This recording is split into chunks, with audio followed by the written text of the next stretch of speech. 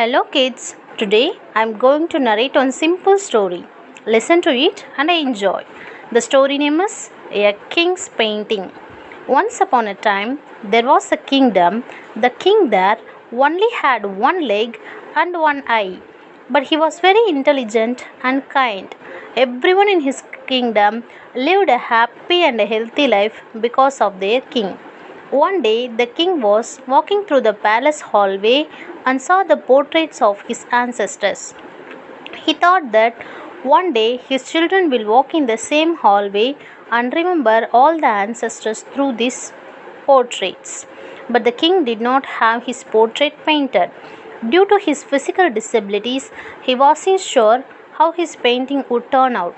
So he invited many famous painters from his and other kingdoms to the court. The king then announced that he wants a beautiful portrait made of himself to be placed in the palace. Any painter who can carry out this should come forward. He will be rewarded based on how the painting turns up. All of the painters began to think that the king only has one leg and one eye. How can his picture be made very beautiful? It's not possible, and if the picture does not turn out to look beautiful, then the king will get angry and punish them. So, one by one, all started to make excuses and politely declined to make a painting of the king.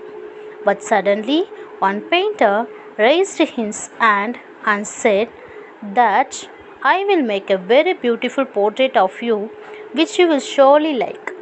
The king became happy hearing that the other painters got curious. The king gave him the permission and the painter started drawing the portrait. He then filled the drawing with paints. Finally, after taking a long time, he said that the portrait was ready.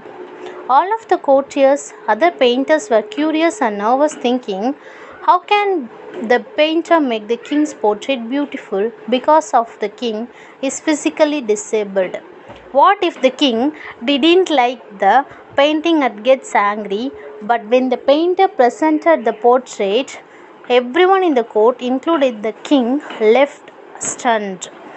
The painter made a portrait in which the king was sitting on the horse on the one leg side, holding his bow and aiming the arrow with his one eye closed. The king was very pleased to see that the painter has made a beautiful portrait by cleverly hiding the king's disabilities.